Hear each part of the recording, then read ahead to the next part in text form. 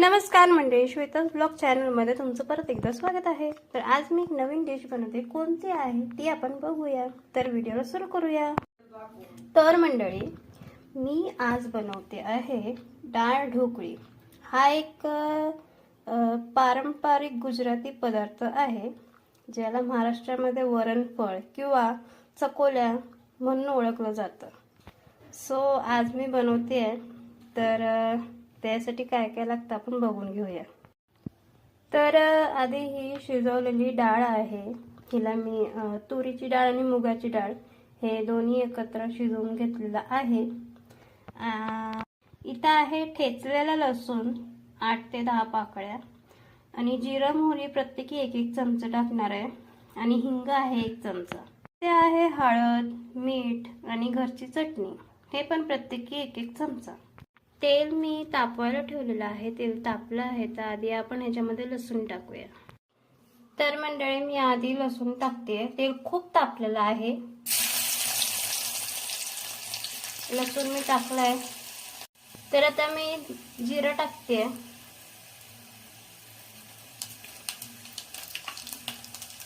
आणि मोहरी टाकते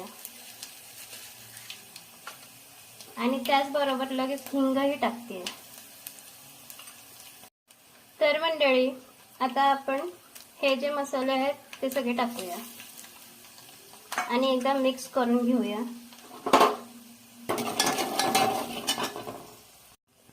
तर मंडळी, आता ही मी शिजवलेली डाळ आहे ती हळूहळू टाकते।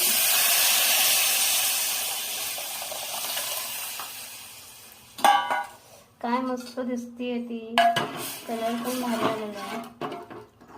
तर त्याला उकळी येऊन देऊया। ह्याच्यात थोडं पाणी टाकूया, आपल्याला लागल तितकं टाकायचंय।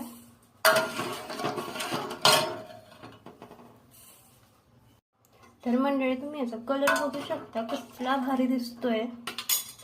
आणि आता आपल्याला याला उकळी येऊ द्यायची आहे। तर मंडळी, हे असं कणिक मळून घेतलेलं आहे मी।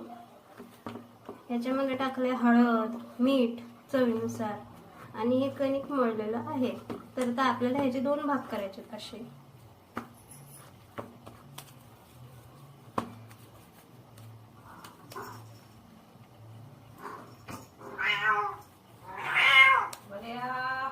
आणि ह्याची लाटी करून घ्यायची।